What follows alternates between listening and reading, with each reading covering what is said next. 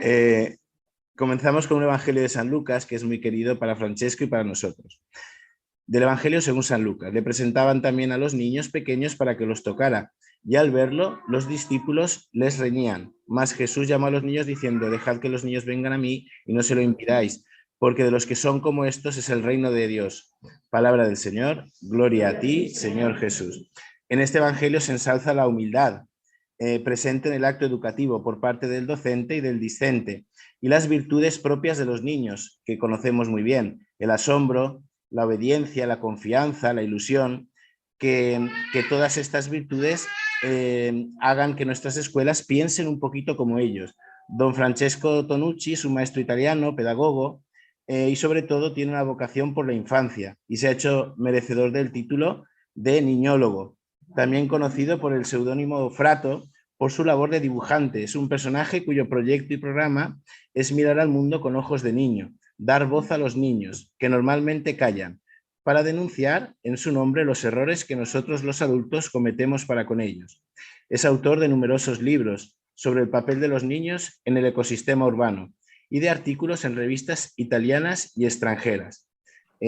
Nosotros estábamos hablando antes que el Papa San Juan Pablo II dijo que era un joven de 80 años ya. Pues para nosotros es una gran alegría hoy poder contar con un niño de 82 años, ¿no? Es una alegría para la asociación y ya, Francesco, te doy paso, con mucha ilusión te escuchamos. Muchas gracias. Gracias, Eduardo. Gracias a vosotros por esta invitación. Me gusta empezar, no soy capaz a nivel tecnológico de compartir pantalla, por lo cual lo hago como lo hacen las personas. Os muestro una viñeta que es la última que dibujé ayer para entrar en un tema que no tratamos, pero me parece importante, y la leo. ¿Quién ganará la guerra, Rusia o Ucrania? Dice el niño, y la niña contesta: ¿quién ganará? No lo sé, pero sé que la perderán las niñas y los niños de Ucrania y Rusia. Y esto me gusta decirlo, siendo, como decía Eduardo correctamente, una persona de 82 años, y cuando tenía 3 años, mi primer recuerdo de niño es el bombardeo de mi ciudad. Por lo cual la viví, la guerra, la recuerdo. Espero de no tener otras experiencias más que esta. Bueno, entramos en el tema y me gusta entrar con una anécdota, que pero no es una anécdota, es un hecho verdadero porque lo leí en la prensa, de un niño alemán. Esperáis que me equivoqué tengo que buscar la Murcia.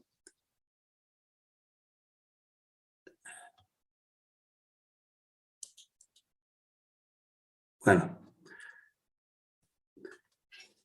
y decía una noticia de crónica.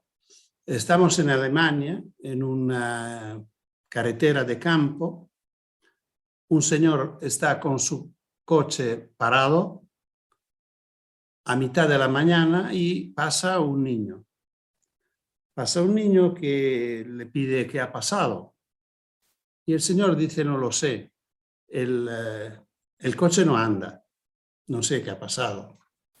Y el niño dice: ¿puedo mirarlo? Bueno, claro que sí, puede mirarlo. El niño abre, maneja un poco y le dice: inténtalo. Y el señor intenta y el coche arranca. Sorprendido, le da una propina, lo agradece y después le dice: pero perdona, tú eres un niño, ¿cuánto tienes? Como 10 años. Sí, tengo 10 años. Y a la mitad de la mañana, porque estás aquí en la carretera. Dice: tiene razón, señor, yo estaba en mi clase, pero como estamos esperando un inspector y yo soy el más burro de la clase, el maestro me ha pedido de ir a casa. Yo estoy andando a casa. El señor del coche era el inspector. Me imagino que esto fue la razón por la cual el periodista ha pensado de dar esta noticia como una noticia un poco ridícula, un poco cómica. Yo la cito siempre como una noticia dramática. Dramática porque este niño que arregló un coche en 10 minutos, que para mí es un genio, no entiendo nada, si me ocurre algo no sé qué hacer, era el más burro de su clase.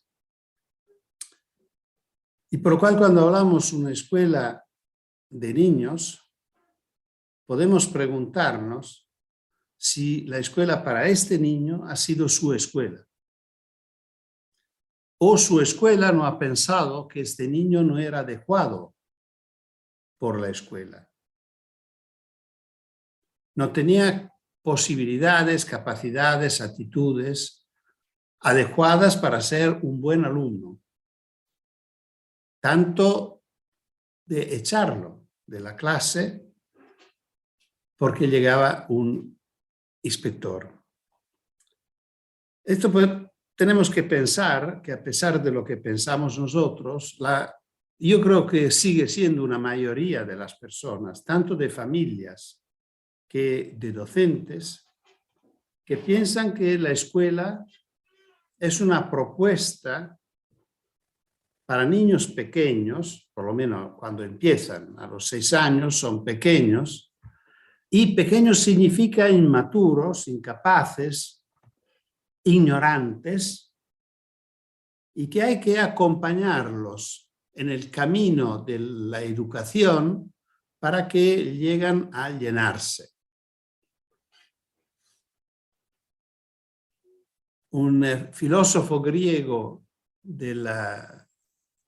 que vivía en Italia, en Sicilia, que ahora no me sale, no me acuerdo si era Xenofonte o... Bueno, decía que el conocimiento no es como un vaso vacío que hay que llenarse, sino es como una leña que arde, porque la leña arde todo junto, toda en el mismo tiempo, mientras que el vaso se va llenándose a medida que nos ponemos algo adentro. Y efectivamente el vaso es una imagen científicamente nula, pero que representa la opinión, la expectativa de muchos padres y de muchos docentes. La idea que vamos llenando los conocimientos, la mente, la competencia de nuestros alumnos, tanto que al final de un proceso podemos medir de cuánto se ha llenado el vacío. Y normalmente esta es la evaluación. Bueno, para empezar un camino juntos, os ruego de permitirme de referirme a un maestro que para mí ha sido un gran amigo y para mí un maestro que a lo mejor no conocéis, pero yo intentaré ayudarme a conocerlo. Se llamaba y se llama, pero falleció hace algunos años, Mario Lodi. Mario Lodi en Italia para nosotros no solo es un maestro, sino es el maestro. Y Mario Lodi nació el 17 de febrero de hace 100 años. Y por esto nosotros estamos celebrando el centenario de Mario Lodi. Yo soy presidente del comité de los festejos y de las actividades que vamos organizando y me gusta en este tiempo de memoria de Mario Lodi ofrecer la ayuda que nos puede dar este maestro para seguir un recorrido, para desarrollar el tema que hemos puesto como tema de hoy. ¿Por qué lo digo? Porque Mario Lodi en el 76, justo en Unión Soviética, era antes que fuera Rusia, en un congreso internacional a Alma-Ata, empezó su intervención diciendo: el niño no es propiedad ni de la familia, ni de la escuela, ni del Estado. Cuando nace tiene derecho a la felicidad. Bueno, ya esta frase es una frase paradigmática, es una frase definitiva, es una frase radical que cambia todo. Porque si el hijo no es mío, yo no puedo hacer de manera o solo desear que sea así como yo lo deseo. Si el alumno no es mío, no puedo desear o hacer de manera que consiga los resultados y los niveles previstos de mi parte. Significa de mi obra educativa, de mis programas, de mis libros de texto. Y a demostración de lo que está diciendo, me gusta siempre citar una carta que Mario escribió a los padres al empezar del último ciclo escolar, que empieza en el 73, por lo cual él termina su carrera activa como maestro antes de la jubilación del 73 al 78. Esto lo digo porque tenéis en cuenta que en Italia la escuela primaria tiene 5 años, no 6 como España. Y él escribe a los padres diciendo: después de haber pasado una semana con los niños, estoy en condiciones de afirmar que todos tienen una inteligencia normal, aunque presentan evidentemente diferencias que todos de carácter y diferentes niveles de maduración debidas a los ambientes en que ha crecido cada niño. Por tanto, salvo sucesos imprevisibles de gravedad excepcional, todos los niños son aprobados, promovidos desde ahora a 5º grado.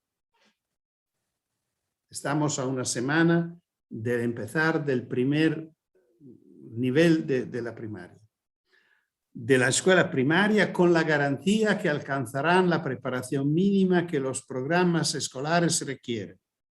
Si esto no sucediere, los responsables serán el maestro y la escuela, por no haber llevado a la práctica las técnicas educativas idóneas para desarrollar al máximo las aptitudes naturales y la inteligencia del niño.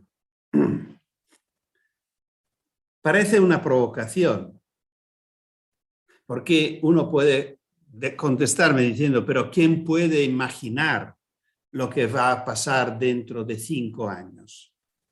Pero él da la respuesta a esta pregunta y dice: sí que puedo decirlo, porque depende de mí. La responsabilidad de lo que va a pasar dentro de 5 años será responsabilidad de la escuela y del maestro, no de los alumnos o de sus familias. Por lo cual, si un día tendremos que evaluar, tengo que evaluarme. Si yo, maestro, he sabido buscar, llevar las prácticas educativas adecuadas, idóneas, dice, para desarrollar al máximo las aptitudes naturales y la inteligencia de los niños.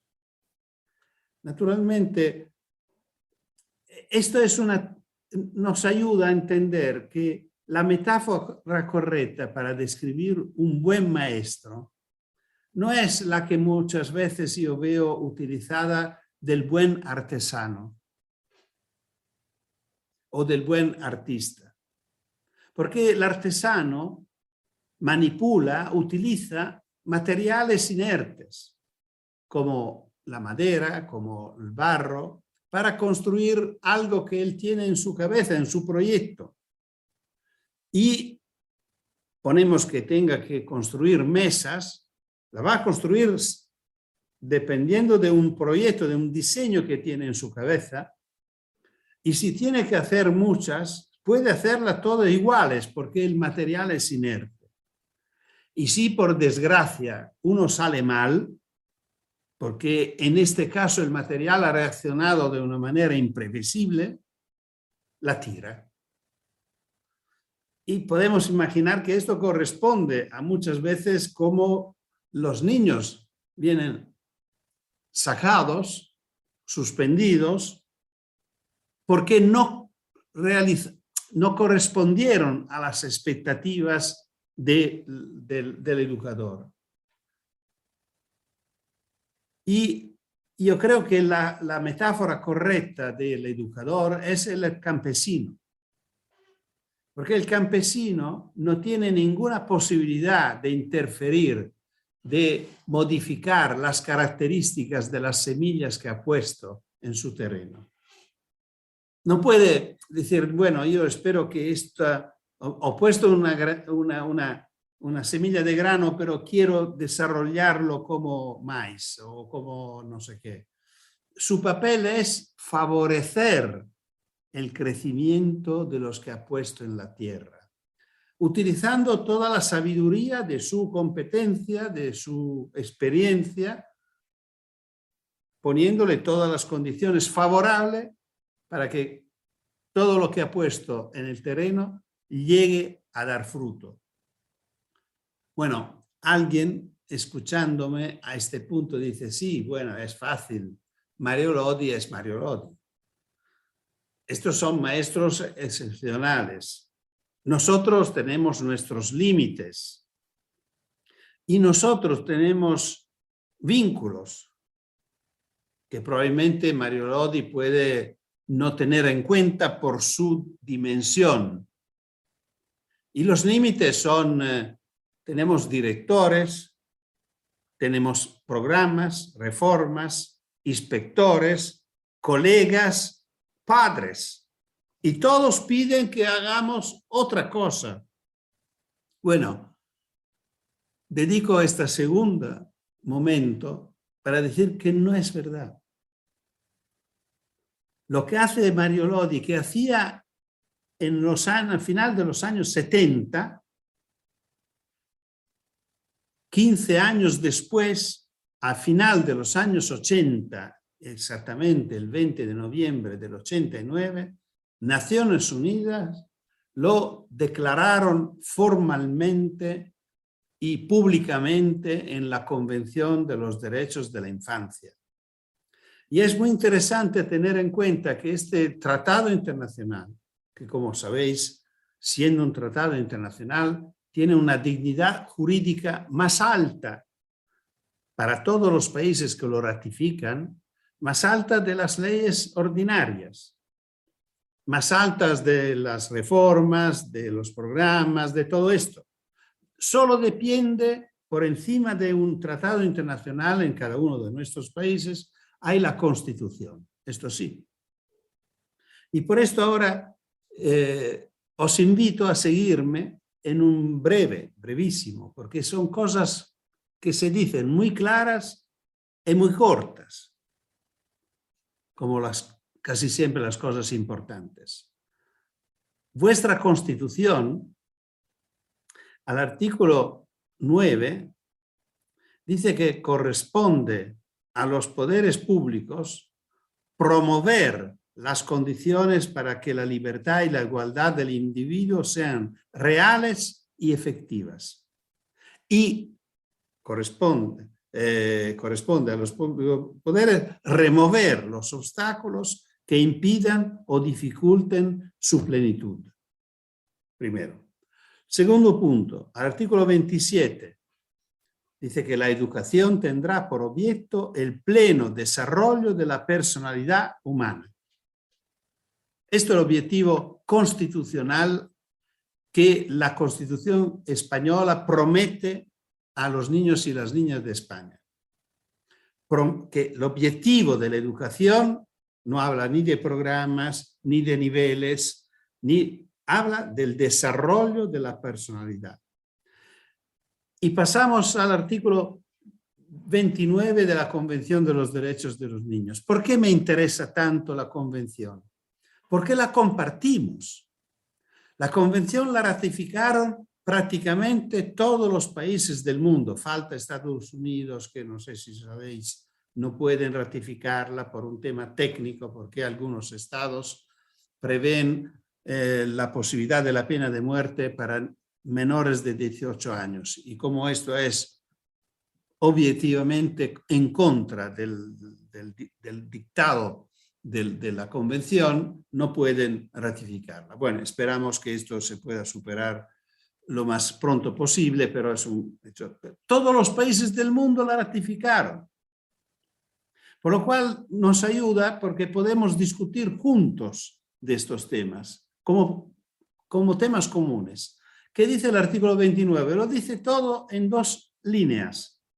Dice, los estados convienen en que la educación del niño deberá estar encaminada a desarrollar la personalidad, las aptitudes y la capacidad mental y física del niño hasta el máximo de sus posibilidades. Me parece estupendo, clarísimo. No hay ambigüedades.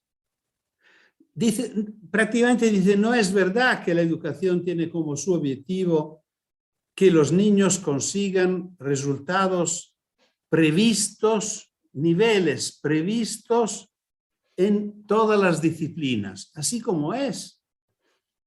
La escuela normalmente, no digo que proponga, pero se percibe de parte de las familias y de parte de los alumnos, así yo la percibía, así la percibían mis hijos, así la percibían mis nietos, por lo cual es una historia que sigue, como un lugar donde lo fundamental era llegar a 6. No sé si vosotros tenéis también una evaluación de 0 a 10. Bueno, el problema era llegar a 6. Y es muy simpático, lo digo con confianza, como si fuéramos aquí dentro de casa intercambiando nuestras experiencias. Lo que yo viví en mi casa con mis hijos, el primero, Stefano, que era un niño de 6.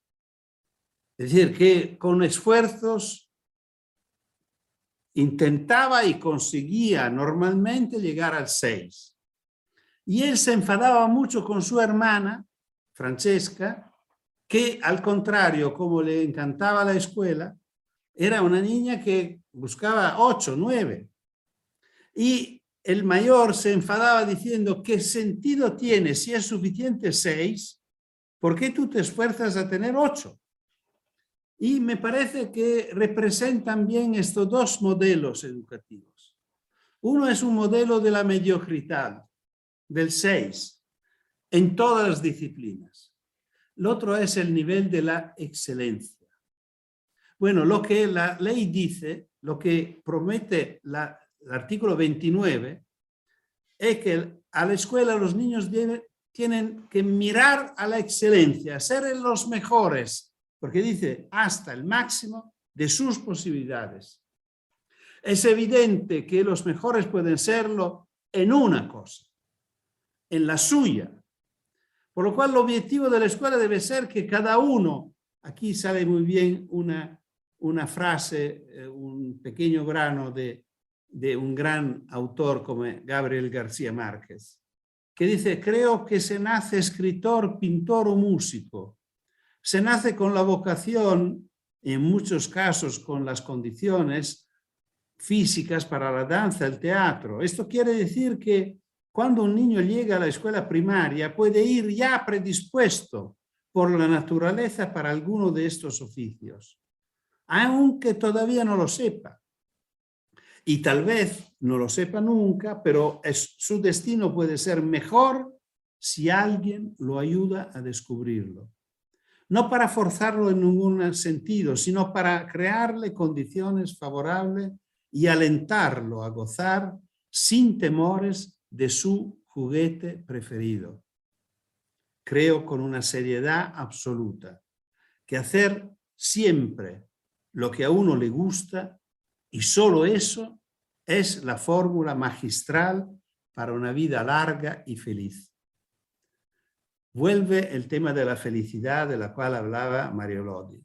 El niño cuando nace tiene derecho a la felicidad. Esto me gustaría mucho que nosotros lo llevamos dentro de la educación, también la educación pública, la educación escolar, la educación de la escuela obligatoria, que miramos a que los alumnos sean felices, que significa que se realicen, se sientan realizados. Bueno, yo creo que esto es el tema principal. Los niños nacen con actitudes. La educación familiar y escolar tiene que tener este objetivo, ayudarlos a descubrirlo. Yo no creo de ser tan radical como Márquez, que dice dedicarse solo a esto. Pero no tengo dudas que vale la pena, tenemos que decir, dedicarse especialmente a esto. Porque lo que me gusta, lo que corresponde a mi vocación, a mis actitudes, a mi personalidad, debe ser el motor de mi experiencia. Por esto, la escuela alemana que echa al niño porque llega el inspector no es una escuela. Este niño, no, sobre el niño alemán solo decía que la escuela no ha sido una escuela para él, porque en lugar de ayudarlo a desarrollar su vocación mecánica, que era evidentemente una vocación excelente, y ayudarlo a ser un mecánico culto.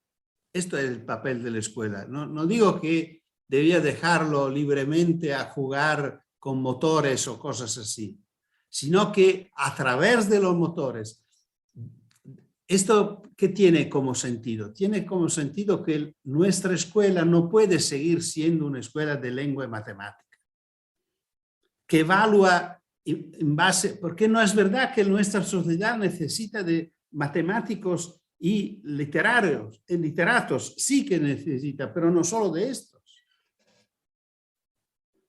Y cuando pensamos a la orientación, lo pensamos cuando casi ha terminado el ciclo escolar. Yo creo que la orientación tenemos que pensarla a los 3 años. Cuando los niños empiezan a expresar, a manifestar sus vocaciones, porque esta es la orientación, que cada uno pueda ser lo que es, porque será bueno, porque hace una cosa que le gusta. Decía que quería dedicar la última parte de mi intervención a algunas propuestas concretas, prácticas, para entrar un poco a ver cómo esta idea, que me parece muy rica, muy importante, que, repito, representa la ley, no la idea de un pedagogo o de varios pedagogos que son un poco así, un poco poéticos, no, lo dice la ley, lo promete la ley española e internacional a todos los niños y las niñas del mundo. Una de las contradicciones, pasaré por 2 o 3, una de las contradicciones es el aula. Yo denuncio el aula como un lugar innatural. Y lo explico. Pedir a un niño o una niña, un chico adolescente, de estar mucho tiempo en el mismo lugar es innatural. Si observamos nuestros hijos cuando están fuera de la escuela, no lo hacen. por su naturaleza no tienen la idea de ponerse en un lugar sentado y pasar mucho tiempo. Y a la escuela tienen que estar mucho tiempo en el mismo lugar sentados. Y esto hasta es dañino por el cuerpo. Yo creo que ningún ortopédico puede considerar esta situación que se repite todos los días y por muchas horas, porque ahora el horario escolar va ampliándose, ¿no? Y esto es otro tema que se debería analizar, pero no tenemos tiempo para hacerlo, a menos que vosotros no queréis devolver todo lo que queréis cuando termino. Y la tercera condición, en el mismo lugar, sentados y haciendo de todo. Esto es lo más absurdo. Es decir, allí, en su pupitre, en su banco, en su mesa, con su silla, hace matemática, historia, arte, dibujo, música, todo. Es evidente que esta propuesta es muy frágil, muy débil y llega a ser casi imposible, especialmente para los más frágiles. Para los que llegan de familia, por ejemplo, culturalmente pobres. Y estos son los que a mí me interesan y me preocupan más que todos. No me preocupan mis hijos. Me preocupan estos niños porque para ellos la Constitución se ha escrito y se ha escrito la Convención de los Derechos de la Infancia. Y estos son los parámetros para evaluar la educación. Si es buena para ellos, ¿por qué debe ser buena para todos? Y porque para sea seguro para todos tenemos que buscar el más necesitado, el más lejano de nosotros y hacer de manera que él pueda aprovechar de nuestra propuesta educativa. ¿Cuál es una propuesta alternativa posible? Bueno, a mí me gustaría, estoy proponiéndolo y algunas experiencias se están abriendo en distintos lugares, de una escuela que no tenga aulas, sino tenga talleres y laboratorios. ¿Qué significa? Significa, repito, no aulas y talleres, esto ya lo tenemos. Pero esto lo tienen las escuelas ricas, que pueden aprovechar, tener muchos espacios, muchos recursos y tienen uno o otro. No, solo talleres y laboratorios. ¿Qué significa? La propuesta es aprovechar de todos los espacios, al interior y al exterior, incluidos los pasillos, las entradas, los sótanos, si hay sótanos, y en todos realizar talleres y laboratorios de manera que la experiencia escolar sea un viaje, sea un recorrido y no una estancia. ¿Qué significa? Significa que tendremos en el jardín una huerta, que es un taller de ciencias naturales, de botánica. Tendremos adentro un laboratorio de ciencias naturales con microambientes, lupas, estereomicroscopios. Tendremos un teatro, tendremos un lugar de música, tendremos la biblioteca donde vamos a encontrar los libros, tendremos un laboratorio de matemática, tendremos, y por lo cual los alumnos irán pasando. Es evidente, creo que sea evidente, que el estímulo es mucho más fuerte, porque si entras en el taller de arte, tú te encuentras en un lugar lleno de luz, de colores, de materiales, pinceles, colores distintos, el barro, el horno de la cerámica, papel de distintos colores y dimensiones. Bueno, todo, y claro, a las paredes, los materiales producidos por los niños y las niñas, todo te ayuda y te estimula a producir a nivel artístico. Y después sales y vas en lo de matemática y allí tendrás todos los materiales que te ayudan. Lo divertente será que, por ejemplo, en casi ningún lugar hay sillas, porque no es necesario sentarse.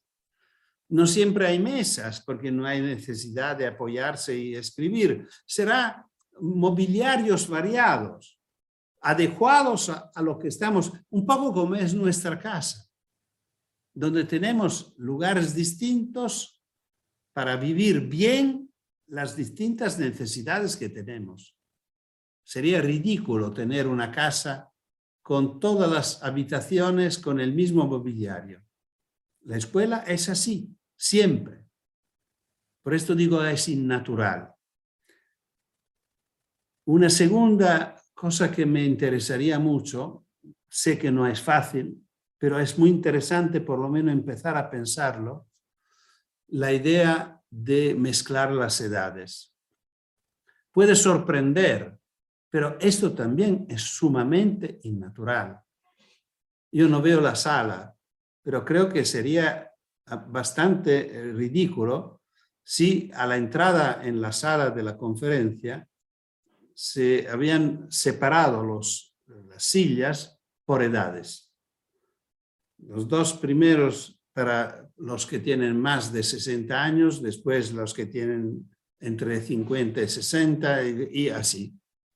Uno entra, dicen, bueno, aquí Eduardo se ha enloquecido, está pasando algo de raro.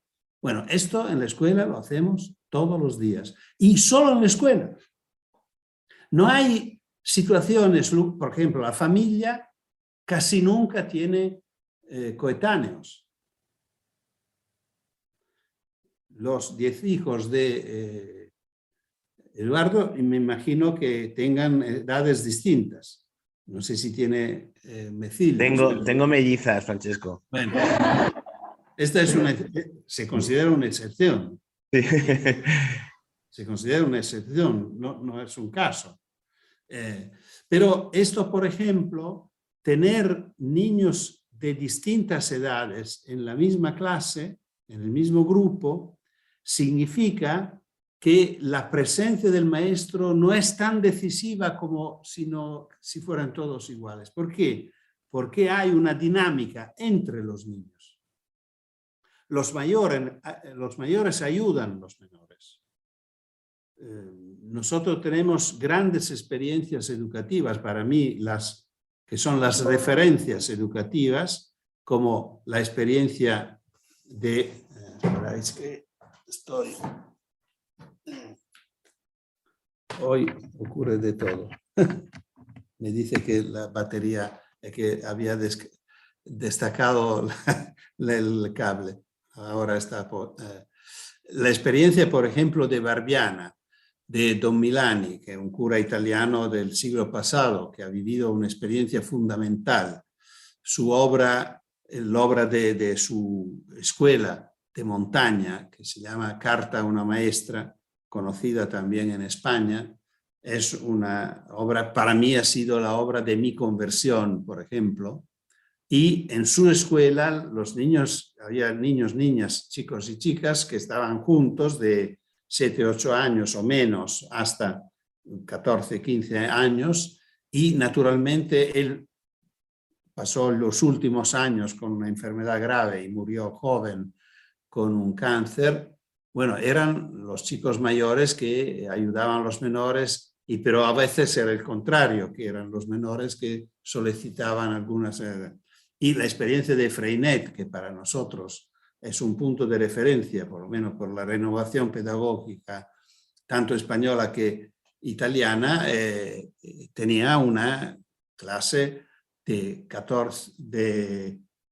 45 niños de 4 hasta 16 años. Y bueno,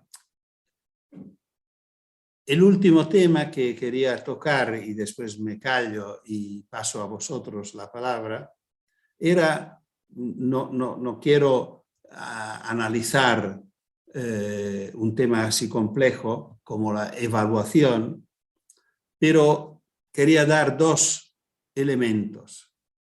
Uno, recordarnos de lo que dice en su carta a los padres el maestro Lodi. Dice, si esto no ocurre, la culpa será del maestro. Bueno, esto es una manera para ponerse respecto al tema de la evaluación. Lo que tiene responsabilidad educativa no es el alumno, es el maestro.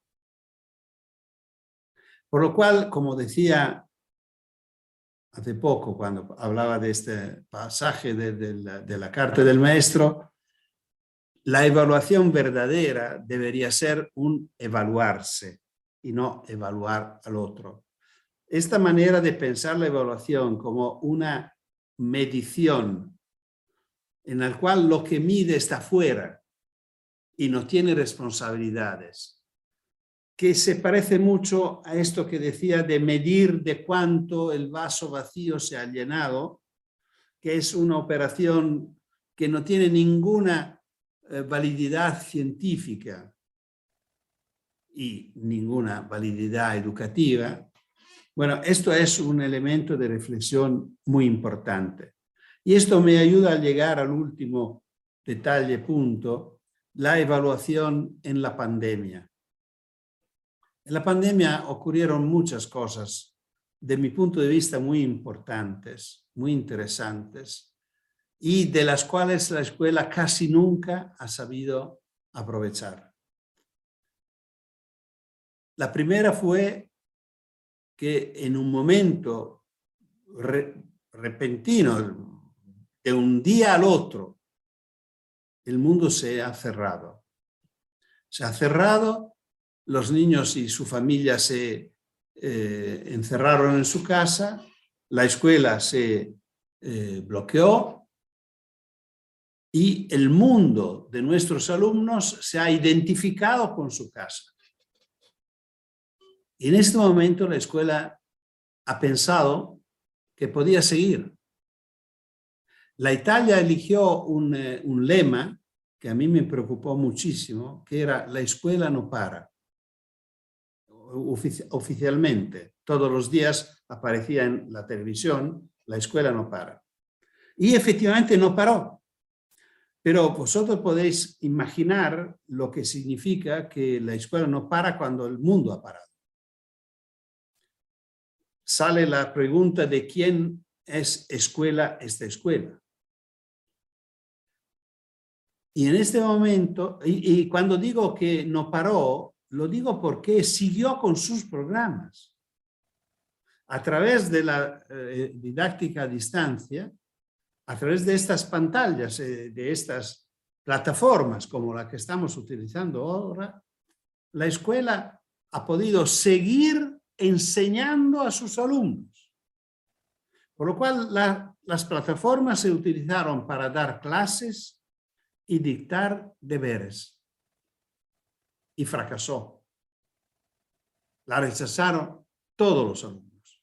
Es evidente que no todos hicieron lo mismo.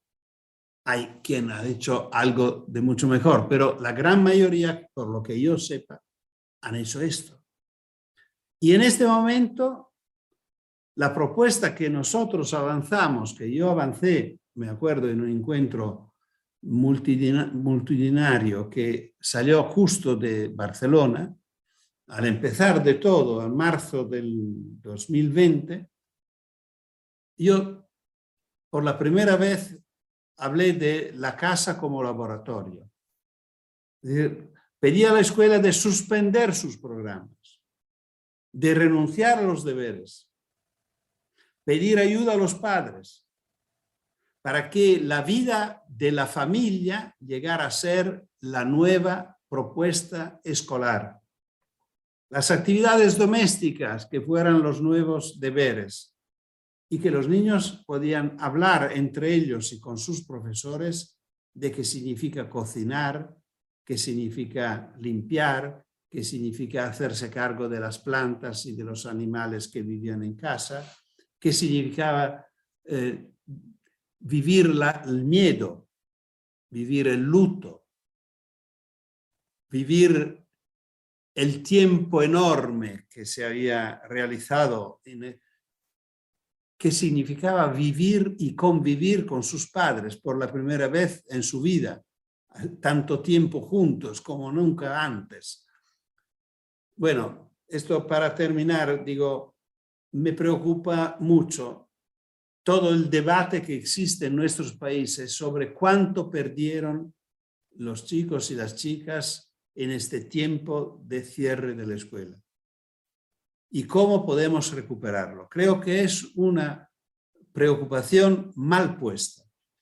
Me gustaría que la preocupación fuera la contraria. ¿Cuánto ganaron en estos meses de aislamiento nuestros hijos y nuestras hijas y nuestros alumnos? ¿Y cómo podemos utilizarlo en la experiencia escolar?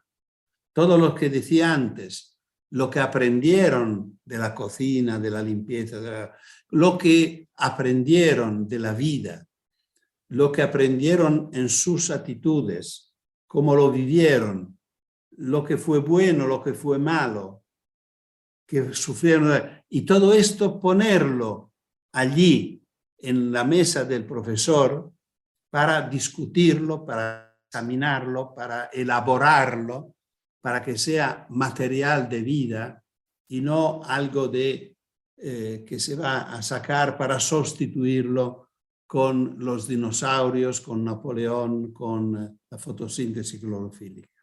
Muchas gracias. Gracias.